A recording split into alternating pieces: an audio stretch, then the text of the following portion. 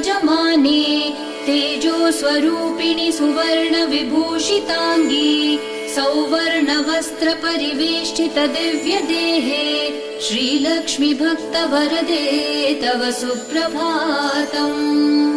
सर्वार्थ सिद्धि प्रद विष्णु मनोनुकूले सम्प्रार्थिताखिल जनावन दिव्यशीले दारिद्र्य दुःख भयनाशिनि भक्तपाले श्रीलक्ष्मी भक्त वरदे तव सुप्रभातम्।